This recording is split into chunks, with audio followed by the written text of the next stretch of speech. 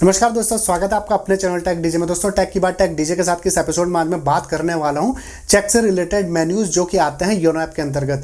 तो आज मैं बात करूंगा चेकबुक कैसे आप अप्लाई करोगे, कैसे स्टॉप पेमेंट करोगे, कैसे इंक्वायरी करोगे, कैसे रिवोक करोगे। साथ ही मैं पॉजिटिव पे सिस्टम जो कि अब नया सिस्टम लागू हुआ है 1 जनवरी 2021 से, उसके बारे में पूरी डिटेल इन्फॉर्मेशन आपको दूंगा।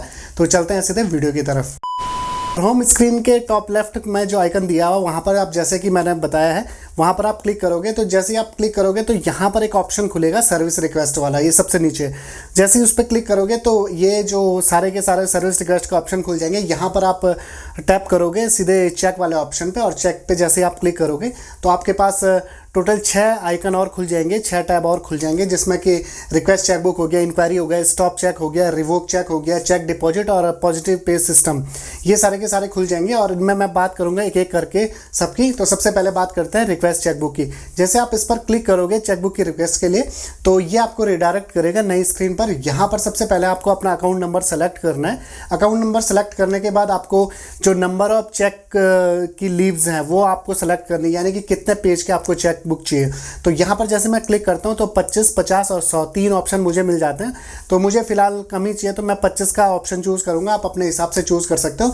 और नीचे आपका जो बना हुआ कि चार्जेस एज एप्लीकेबल, की मैं अवेयर हूँ कि कितने चार्जेस बैंक लेगा। तो यहाँ पर मैं जैसे टैप करूँगा तो चार्जेस मैं आपको बता दूँ।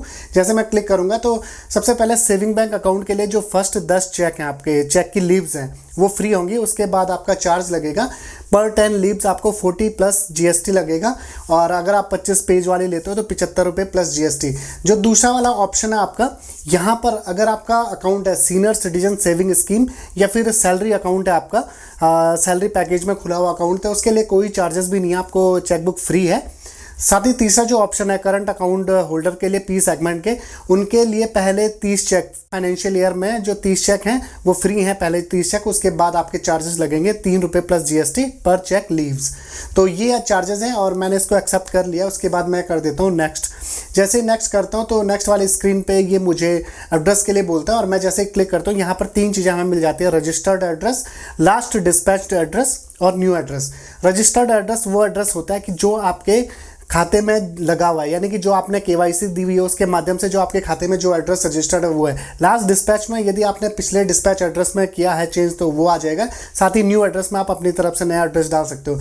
यानी कि अगर आप रहते हो दिल्ली में और अभी हाल ही में आपका ट्रांसफ़र हुआ है मुंबई, आपके पास कोई ऐसी आईडी नहीं है, आपके खाते में तो एड्रेस दिल्ली का है, लेकिन आप चाहते हो कि मुंबई में मेरी चेकबुक मुझे प्रोवाइड की जाए, तो वो आपको मिल जाएगी। आपको सिंपली यहाँ पर न्यू एड्रेस पे क्लिक करके सारी की सारी डिटेल अपनी फिल करनी है, कि जैसे कि अपना एड्रेस हो गया। तो जैसे आप कंफर्म करते हो ये सारी चीज़ें आपके रिव्यू के लिए आ जाती है और कंफर्म करने के बाद थैंक यू का मैसेज आ जाएगा और यहाँ पर लिखा हुआ आ रहा है जैसे कि your chequebook request with reference number so and so has been accepted. अभी मेरी रिक्वेस्ट एक्सेप्ट हो गई है। साथ ही 2-3 दिन के अंदर अंदर मेरा जो डाक का नंबर है वो मुझे प्रोवाइड कर दिया जाएगा। मैसेज के थ्रू मुझे बता दिया जाएगा कि डाक नंबर इतने से आपकी चेकबुक हमने भेज दी है। इसके साथ ही यहाँ पर दूसरा जो ऑप्शन है वो इंक्वायरी का है, यानी कि आप चेक की इंक्वायरी कर सकते हो। इसके लिए आप इंक्वायरी पे क्लिक करोगे और साथ ही यहाँ पर जो स्क्रीन खुलेगी वहाँ पर आप अपना अकाउंट नंबर सेलेक्ट करोगे और type of cheque, normal cheque है, मल्टीसिटी। आज के दिन में तो हर किसी के पास मल्टीसिटी चेक ही होते हैं। वहाँ पर आप, जैसे कि मेरे केस में मैं मल्टीसिटी पे क्लिक करूँगा और यहाँ पर मैं 6 अंकों का जो चेक नंबर है वो डाल दूंगा और उसको डालने के बाद मैं नेक्स्ट करूँगा तो ये मुझे बता देगा कि मेरा जो ये चेक नंबर है ये प्रेजेंट हुआ है या नहीं हुआ। आप बल्क में भी कर सकते हो। साथ ही स्टॉप चेक का ऑप्शन यहाँ पर मिल जाता है। स्टॉप चेक पे जैसे ही मैं क्लिक करता हूँ तो ये बहुत इंपॉर्टेंट है दोस्तों, क्योंकि यहाँ पर कई बार क्या होता है कि हमारा चेकबुक खो जाती है या फिर किसी को हमने चेक दिया, उसको हमने पेमेंट पहले ही कर दी है, उसको हमने रोकना है। तो सबसे पहले यहाँ पर अकाउंट नंबर चूज़ करके टाइप ऑफ चेक हम चूज़ कर लेंगे।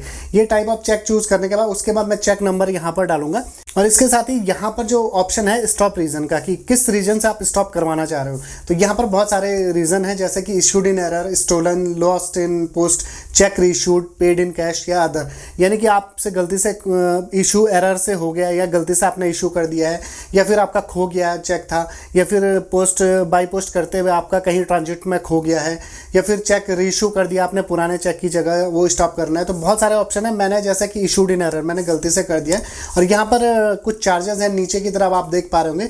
तो यहाँ पर 100+ एप्लीकेबल जो जीएसटी है एक चेक के लिए है, और अगर आप मल्टीपल चेक करते हो तो मैक्सिमम आपका 500+ टैक्स लगेगा। तो ये चीज़ें आपका चार्ज काटेगा बैंक। और साथ ही आप मल्टीपल चेक को भी एक साथ कैंसिल कर देंगे, यानी कि आप इन बिटवीन कहीं रास्ते में जा रहे थे, आपकी पूरा सामान ही खो गया, उसमें आपकी चेकबुक थी, तो यहाँ पर आपको सिंपली अपना अकाउंट नंबर सेलेक्ट करके साथ ही चेक का टाइप और चेक नंबर डालने जरूरी है कि कितने से कितने तक का आपके बचे हुए थे। अब वो भी आप क्या करोगे कि यहाँ पर मैंने रीज़न डाल दिया स्टोलन, तो मेरा चेक स्टोलन हो गया था, तो मैंने क्या किया कि पूरी सीरीज जो चेक की है वो मैंने कैंसिल करवा दी है या स्टॉप करवा दी है। रिवोक स्टॉप भी कर सकते हो आप। रिवोक स्टॉप में क्या होता है कि आपने कोई चेक स्टॉप करा, आपके घर में कहीं खो गया था, आपने स्टॉप करवा दिया, लेकिन फिर आपको मिल गया, तो आप रिवोक करा सकते हो उसी चेक को। तो ये जिस टाइप से यहाँ पर हो रहा है आप इस तरीके से कर सकते हो। और यहाँ पर जो फैसिलिटी है रिवोक करने की, ये सुबह 8 से लेकर रात 8 बजे के बीच तक है। और आपको अगर यहाँ पर ये फैसिलिटी उपलब्ध नहीं हो पाती है तो आप क्या करोगे कि बैंक जाके ही रिवोक करवा सकते हो। तो ये चीज़ें हैं जो कि बैंक में आपको मिलेंगी, सारी सुविधाएं, और ऐप में भी आपको मिल रही हैं।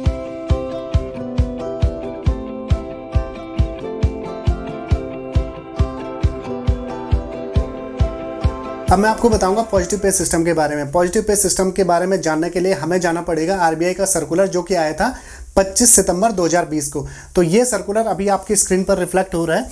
इसमें साफ साफ लिखा है कि पॉजिटिव पे सिस्टम को लागू करने के लिए आरबीआई ने सभी बैंकों को निर्देशित किया है कि 1 जनवरी 2021 से, जो कि 1 जनवरी ये साल लगा ही हुआ है, तो ये लागू कर दिया गया है। और अभी फिलहाल कस्टमर के डिस्क्रिशनरी है कि वो इन्फॉर्मेशन दे भी सकता है।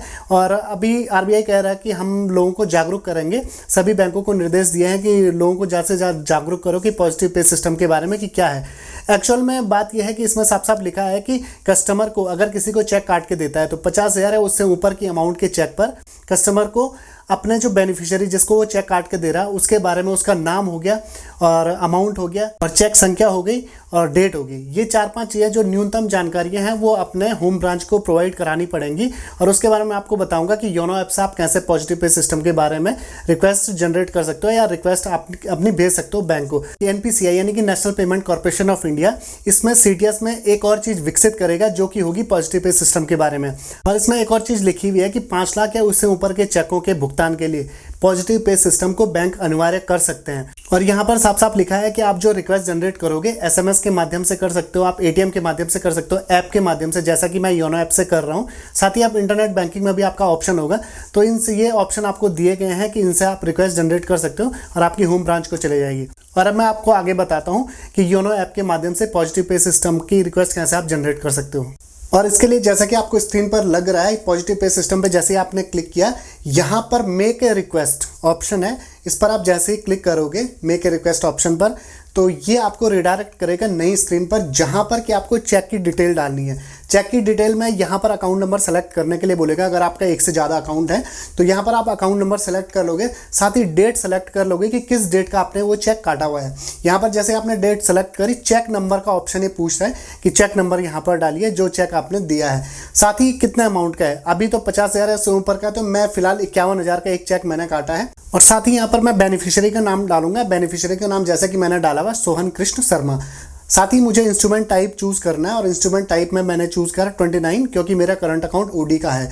तो साथ ही सबसे ऊपर वाला ऑप्शन जो आपको दिख रहा होगा जहाँ पर कि सब्सक्राइब नाउ लिखा हुआ है, उसके ऊपर चेक की डिटेल, उसके ऊपर आई बटन बना हुआ है। आई बटन पे जैसे आप क्लिक करोगे तो आपको पूरा चेक की डिटेल ये बता देगा कि बेनिफिशियरी का नेम, अमाउंट, साथ ही डेट, चेक नंबर और इंस्ट्रूमेंट टाइप, ये कौन कौन सी चीज़ें आपको ध्यान रखनी है जो कि आपको इस फील्ड में भरनी है। तो ये सारी चीज़ें यहाँ पर भी रेफरेंस के लिए दी हुई हैं, तो इस तरीके से आप भरोगे। और साथ ही नीचे आपको टर्म और कंडीशन का टैब मिलेगा। जैसे ही आप इस पर टिक कर लोगे और नेक्स्ट करोगे तो एक OTP आएगा आपके रजिस्टर्ड नंबर पर जो कि आपका बैंक में रजिस्टर है। जैसे ही इस OTP को आप यहाँ पर डालोगे, अब सबमिट करने के बाद ये रिक्वेस्ट जनरेट होकर आपकी होम ब्रांच को चली जाएगी। इसमें होता ही है फ़ायदा कि मैंने जैसे 51,000 का चेक जिनको दिया है, मेरा खाता तो स्टेट बैंक में था, तो मेरी स्टेट बैंक की जो मेरी होम ब्रांच है उसको मेरी रिक्वेस्ट तो चली गई। अब क्या होता है कि उस व्यक्ति का जिसको मैंने चेक दिया उसका अगर HDFC में खाता है या फिर किसी और बैंक में खाता है तो वो वहाँ पर लगाएगा CTS के थ्रू। और जैसे ही वो चेक क्लियरिंग में लगेगा, वहाँ पर क्या होगा कि जिस ब्रांच में वो चेक लग रहा है वो अप्रोच करेंगे होम ब्रांच को जहाँ पर कि अकाउंट होल्डर का अकाउंट है। वो उनको पूछेंगे कि PPS की कोई रिक्वेस्ट जनरेट हुई है, यानी कि पॉजिटिव पे सिस्टम की कोई रिक्वेस्ट जनरेट हुई है।